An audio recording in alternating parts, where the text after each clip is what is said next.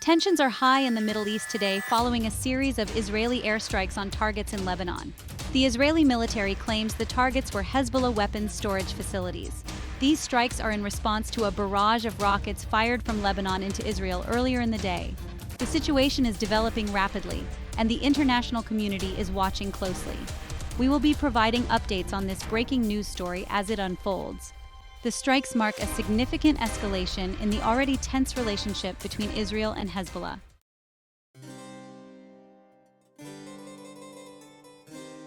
The conflict between Israel and Hezbollah is rooted in a complex web of historical grievances, political ideologies, and territorial disputes. Hezbollah, a powerful Shiite militant group and political party based in Lebanon, has long been a thorn in Israel's side. Founded in the wake of the Israeli invasion of Lebanon in 1982, Hezbollah is committed to the destruction of Israel and has been designated as a terrorist organization by many countries, including the United States. Over the years, the two sides have engaged in numerous armed conflicts, including a devastating war in 2006. The recent escalation in violence raises fears of a wider conflict in the region.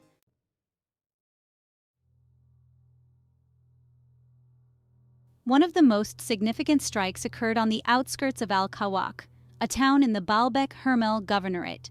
This area is known to be a Hezbollah stronghold, and the Israeli military claims that the target was a weapons storage facility. The Lebanese Health Ministry reported that 4 people were injured in this strike, including 3 children. All of the injured required hospital treatment, highlighting the impact of the airstrikes on civilians. The strike on Al-Kawak caused significant damage to buildings in the area. Images from the scene show debris scattered across streets and homes damaged by the blast. The presence of children among the injured has heightened concerns about the potential for civilian casualties in these airstrikes.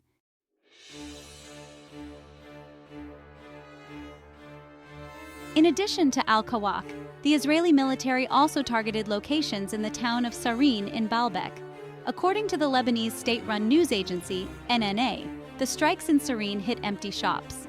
The IDF confirmed carrying out strikes in both the Bekaa and Baalbek areas, claiming that these locations housed Hezbollah weapons storage facilities. Beyond these specific locations, the IDF also reported striking Hezbollah weapons storage facilities in 7 other areas of southern Lebanon.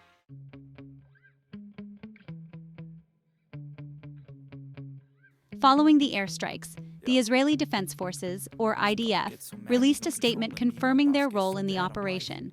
They stated that the strikes were a direct response to a barrage of 55 projectiles fired from Lebanese territory into Israel earlier on Saturday morning. According to the IDF, these projectiles were aimed at the Upper Galilee and Galilee areas of Israel, though no casualties were reported. The IDF emphasized that the targeted locations in Lebanon were Hezbollah weapons storage facilities, reiterating their claim that the strikes were not random acts of aggression. They further stated that the strikes were a necessary measure to protect Israeli citizens and defend their sovereignty against threats from Hezbollah.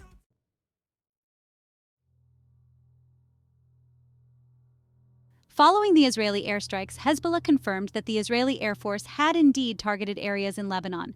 However, the group denied any responsibility for the earlier rocket fire into Israel.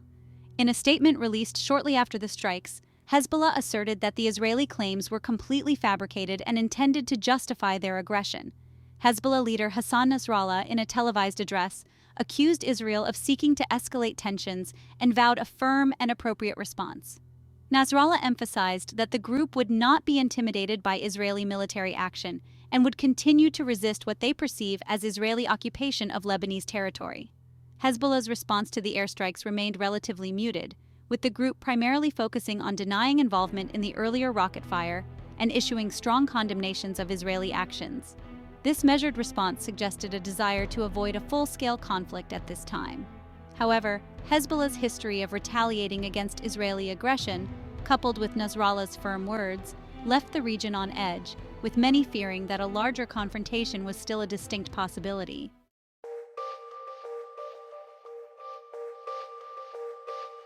The international community responded to the exchange of fire with a mixture of condemnation and calls for restraint. The United Nations Security Council held an emergency meeting to discuss the situation, with many member states expressing deep concern over the escalation of violence. The United States, a staunch ally of Israel, expressed support for Israel's right to defend itself, but also urged both sides to exercise restraint and avoid further escalation. The European Union echoed these sentiments, calling for de-escalation and a return to dialogue. Russia, a key player in the region with ties to both Israel and Hezbollah, also called for restraint and urged all parties to abide by UN Security Council resolutions. China, another permanent member of the Security Council, emphasized the importance of dialogue and diplomacy in resolving the conflict. Despite the widespread calls for calm, the situation remained tense, with no clear path towards de-escalation. Section 3. The role of Iran. The Israeli airstrikes on Lebanon drew attention to Iran's role in the conflict. Iran supports Hezbollah with financial, military, and political backing. Israel views this support as a direct threat to its security. The escalation has fueled tensions with sharp rhetoric from both sides.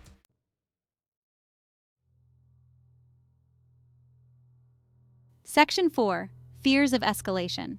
The recent exchange of fire between Israel and Hezbollah has sparked widespread fears of a wider conflict erupting in the region. The situation remains highly volatile, with both sides seemingly entrenched in their positions and unwilling to back down.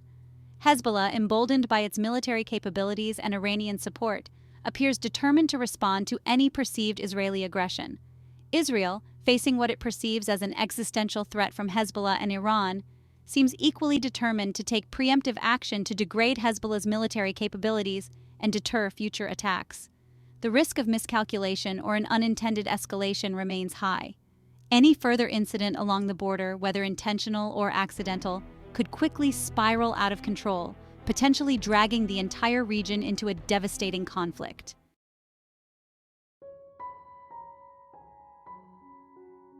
Section 1. Roots of the conflict. To understand the recent Israeli airstrikes in Lebanon, we must delve into the historical context of the Israeli-Hezbollah conflict. This conflict is rooted in historical grievances, political ideologies, and territorial disputes. It began with the creation of Israel in 1948 and the displacement of Palestinians, some of whom sought refuge in Lebanon. Border disputes and cross-border raids fueled tensions. The rise of Hezbollah in the 1980s added complexity to the conflict. Hezbollah emerged as a Shiite militant group resisting Israeli occupation.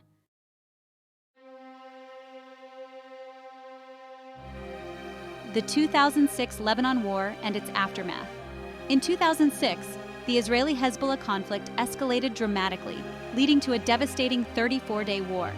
It began with a Hezbollah raid capturing 2 Israeli soldiers, prompting a swift Israeli response. The war caused significant casualties and infrastructure damage. It ended with a UN-brokered ceasefire, but Hezbollah emerged emboldened, strengthening its image as a resistance movement.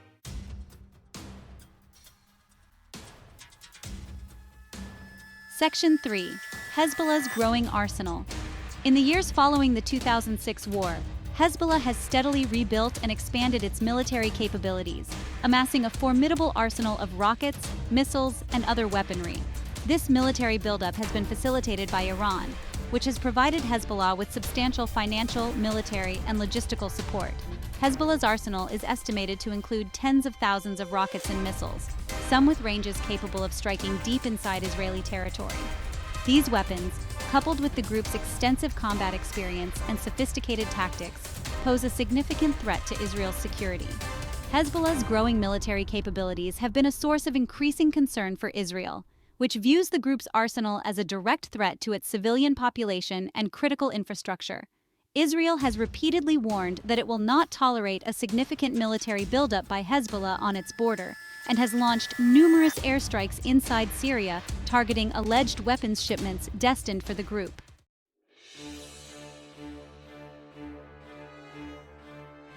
Section 4.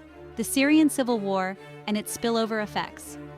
The outbreak of the Syrian civil war in 2011 added yet another layer of complexity to the already volatile Israeli-Hezbollah conflict. The Syrian conflict, with its intricate web of regional and international actors, has had significant spillover effects, exacerbating tensions between Israel and Hezbollah.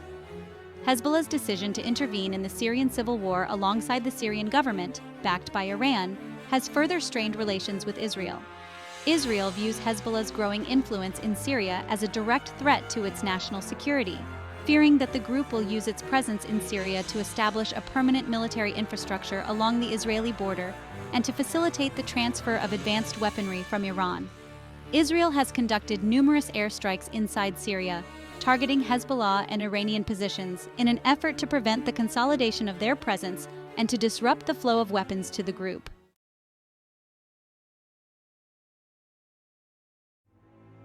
The recent Israeli airstrikes in Lebanon highlight the tragic consequences for innocent civilians. While targeting Hezbollah, civilian casualties and property damage are reported. The strike on Al-Kawak injured 3 children, showing the indiscriminate nature of such attacks. Children suffer the most, facing injuries, trauma, and loss of homes. Civilian presence in targeted areas raises concerns about the legality of these attacks.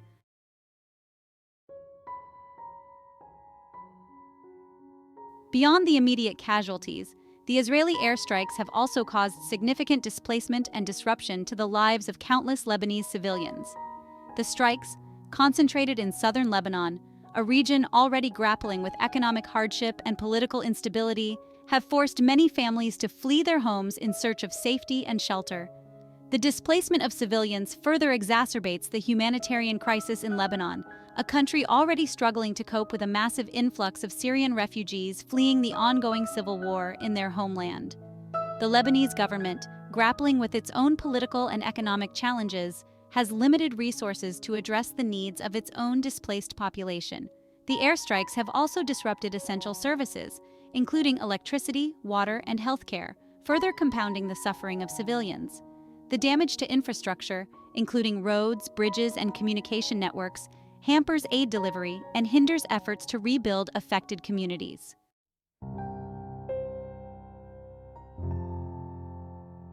Psychological trauma, the unseen scars.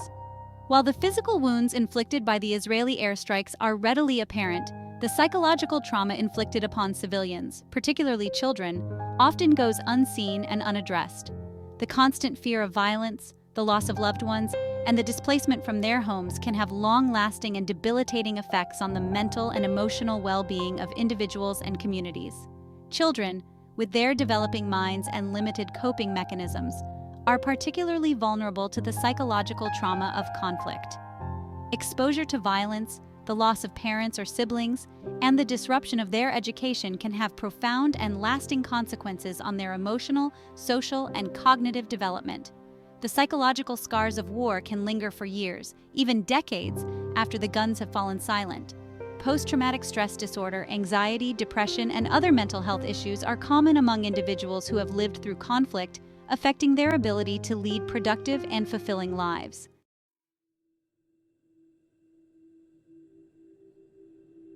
The international community's response calls for aid and accountability.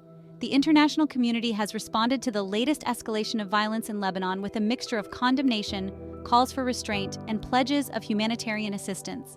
The United Nations and various humanitarian organizations have mobilized resources to provide emergency relief to those affected by the airstrikes, including food, water, shelter, and medical care. However, the humanitarian response faces significant challenges, including access restrictions imposed by the Israeli military and the volatile security situation in southern Lebanon. The international community must pressure all parties to the conflict to allow safe and unimpeded access for humanitarian workers to reach those in need. Beyond the immediate humanitarian response, the international community must also address the root causes of the conflict and work towards a lasting and peaceful resolution.